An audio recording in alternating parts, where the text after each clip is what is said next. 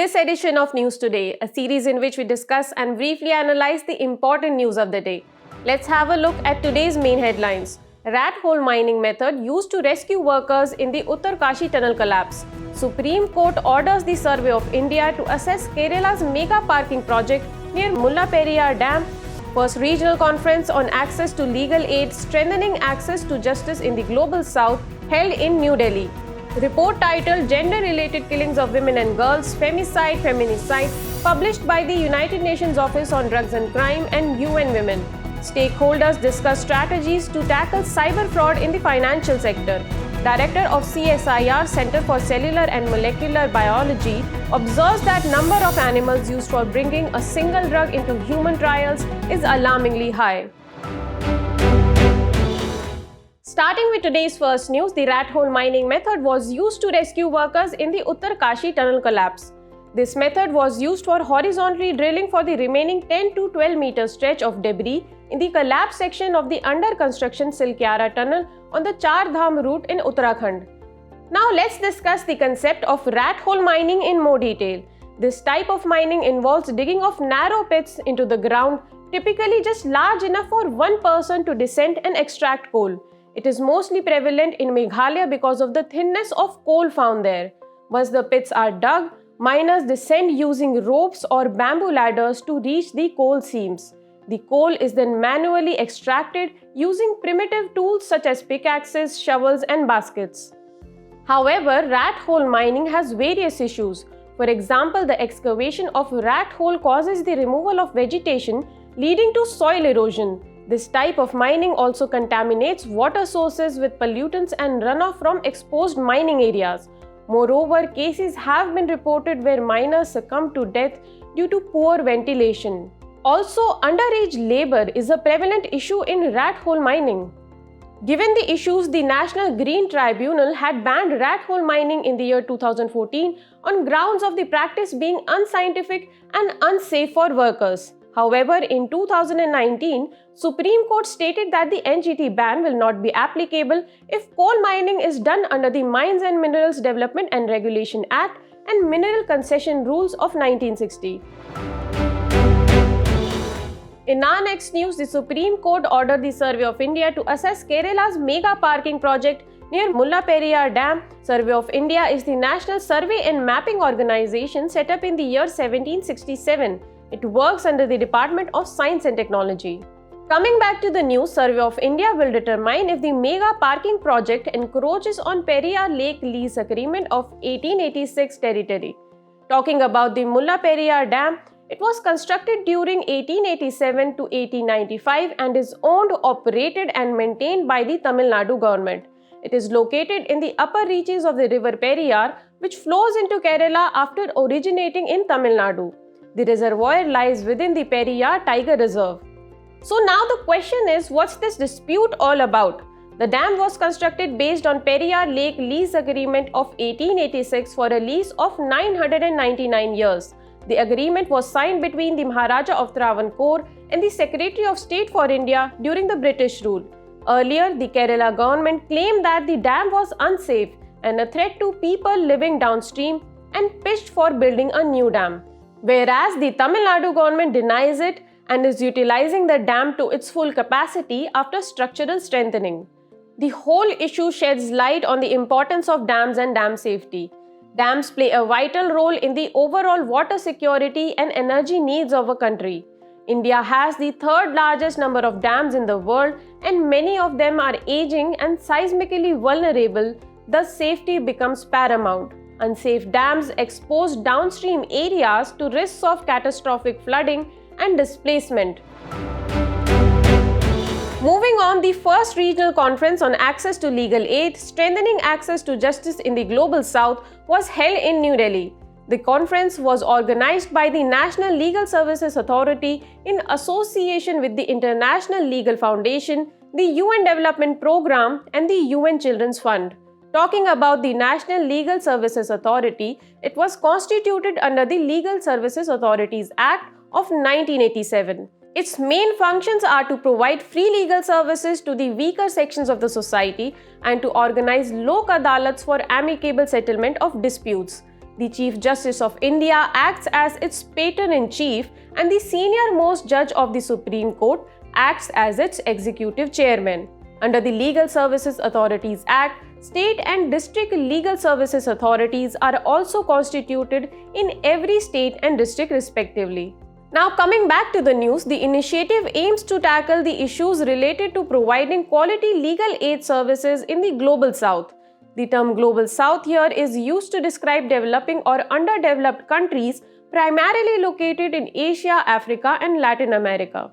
The conference highlighted the New Delhi principles on the role of judiciary, which consider codification of the right to legal aid, funding of legal aid institutions, transjudicial communication, and provision of legal aid services.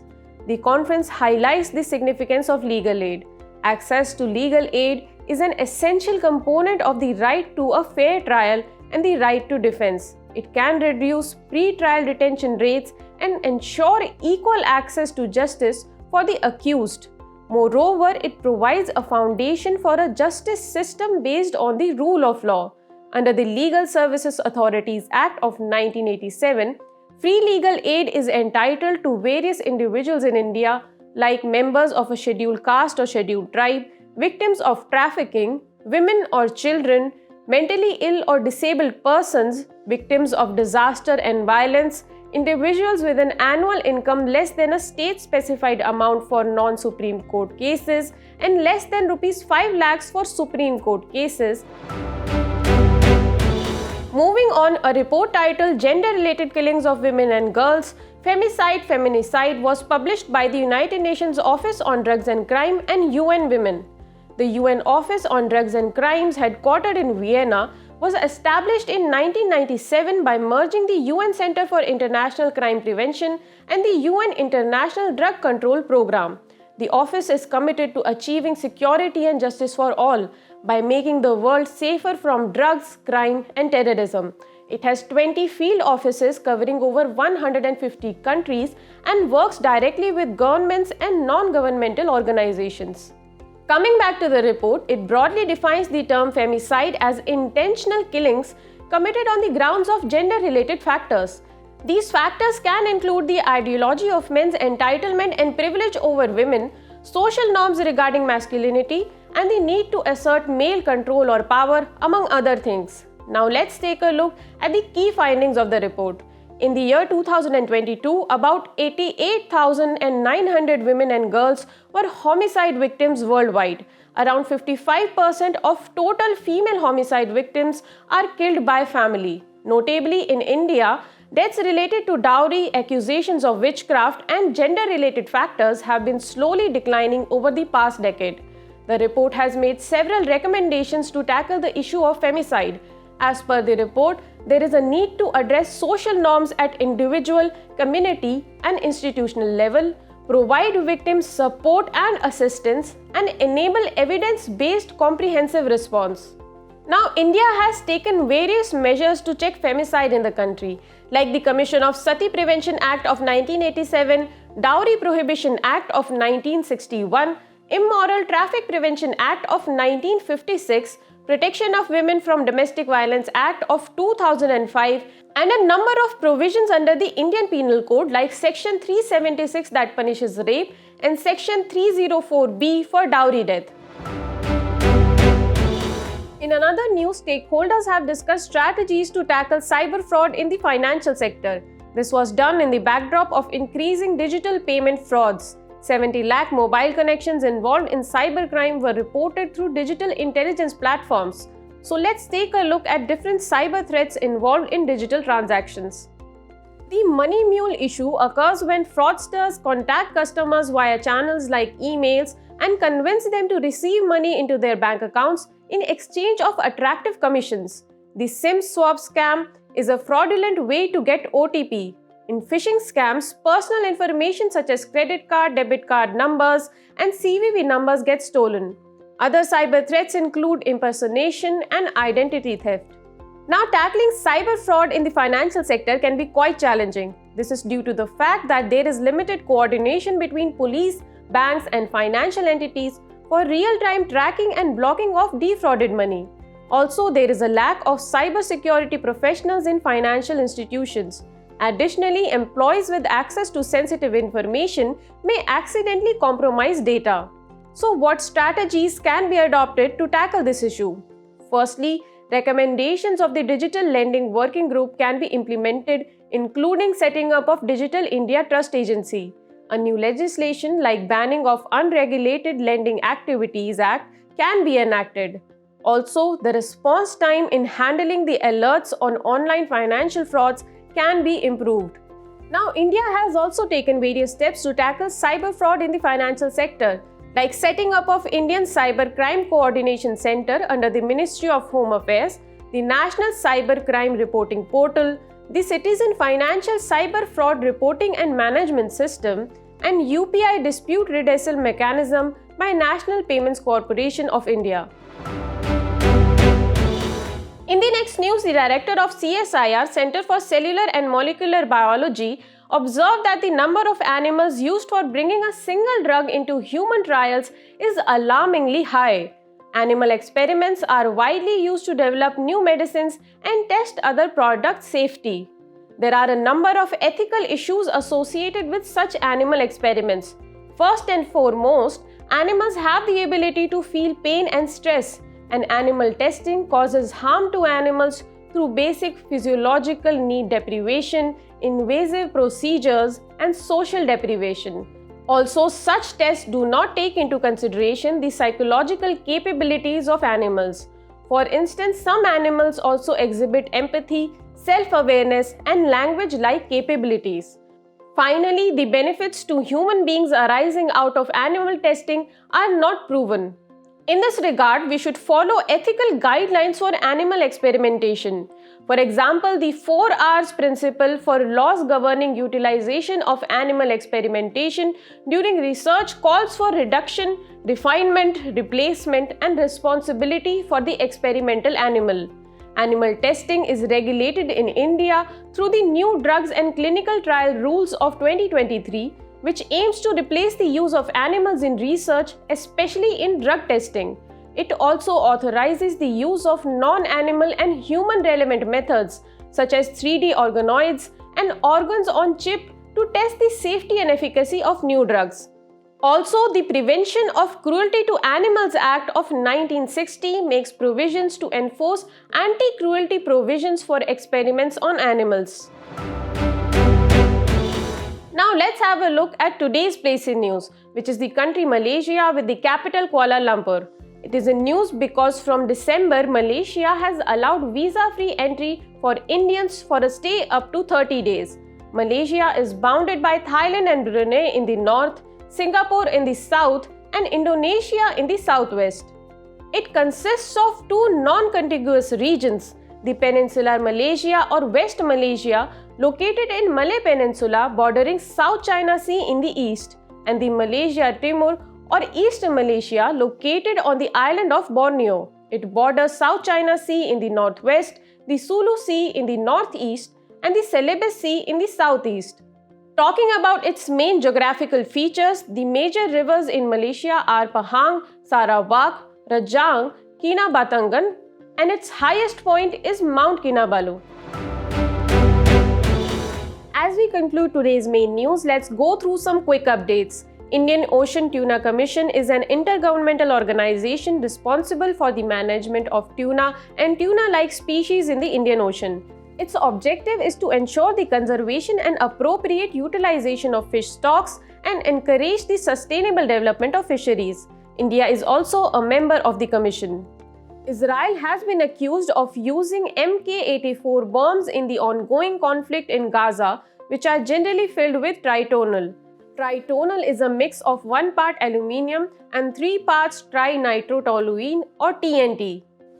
Ministry of Defence recently unveiled Crest of Yard 12706 Imphal, the third amongst the 4 Project 15B stealth-guided missile destroyers. It is a potent and versatile platform equipped with state-of-the-art weapons and sensors including surface-to-air missiles, anti-ship missiles, and torpedoes. Ministry of Women and Child Development launched the National Outreach Program on the Anganwadi Protocol. The protocol embodies social model for Divyangjan inclusive care under the Poshan Abhiyan. Ministry of Power reviews the construction progress and safety aspects of Subasari Lower Hydroelectric Project sites. It is a 2000 megawatt hydropower project located on the border of Arunachal Pradesh and Assam. UK has confirmed the first human case of swine flu strain H1N2. This strain is caused by swine flu influenza viruses and transmitted through direct or indirect exposure to pigs or contaminated environments carrying the pathogen. Recently, NGT has asked the state government to resolve the issues in the delay in the notification of eco-sensitive zone status for Shettihalli Wildlife Sanctuary. The wildlife sanctuary is located in the Shimoga district of Karnataka. Kalbelia is a dance form associated with Kalbelia tribe, a nomadic group of snake charmers. It was included in the UNESCO representative list of the intangible cultural heritage of humanity in the year 2010.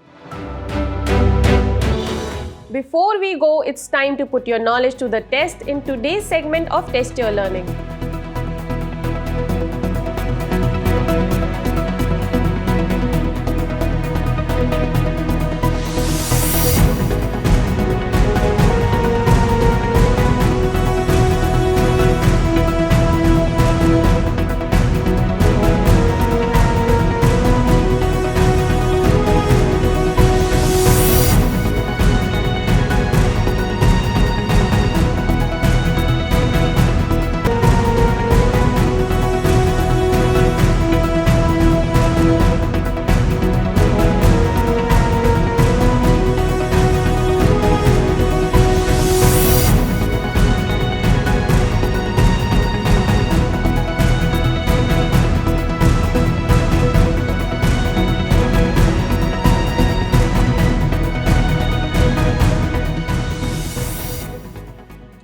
Thank you for joining us. We hope you've enjoyed this edition of News Today.